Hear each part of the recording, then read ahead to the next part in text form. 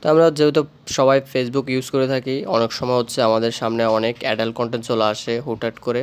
আমরা তখন এটা স্কিপ করতে পারি না। হয়তো এখন হচ্ছে রমজান মাস চলতেছে, এখন এই ধরনের ভিডিও যদি সামনে চলে আসে হয়তো রোজারও সমস্যা হতে পারে, বা এই ধরনের কন্টেন্ট দেখে আমাদের হয়তো বা অনেকেরই চোখের গুণা হয়ে যেতে পারে। এই জন্য আমরা আজকের এই ভিডিওতে দেখব কিভাবে এই কন্টেন্টগুলো আমরা হাইড করে ফেলতে পারি একবারে চিরতরে। এই কন্টেন্টগুলো আর আমাদের সামনে আসবে না ফেসবুকে স্ক্রল করলে।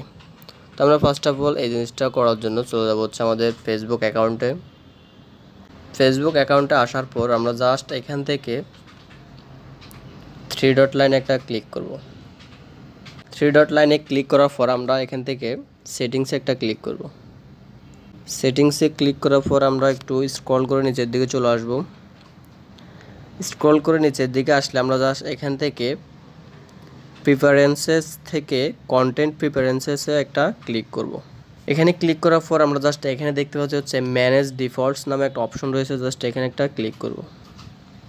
এখানে ক্লিক করার পর আমরা জাস্ট এখানে দেখতে পাচ্ছি হচ্ছে সেনসিটিভ কন্টেন্ট।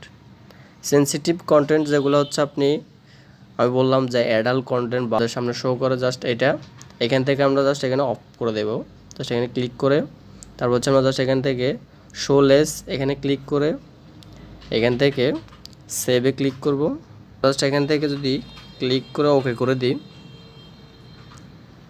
জাস্ট আমাদের সোশ্যাল মিডিয়াতে এখন আর কোনো কন্টেন্ট বা অ্যাডাল্ট কোনো কন্টেন্টে আমাদের এখানে কী করবে না, শো করবে না। আমরা জাস্ট সবাই এই জিনিসটা করে রাখতে পারবে। আশা করছি সকলের এই সেটিংসে অনেক উপকার আসবে। তো গাইজ, মূলত এই ছিল আমার আজকের ভিডিও। যদি ভিডিওটা ভালো লাগে থাকে অবশ্যই লাইক কমেন্ট শেয়ার করতে ভুলবেন না। ধন্যবাদ।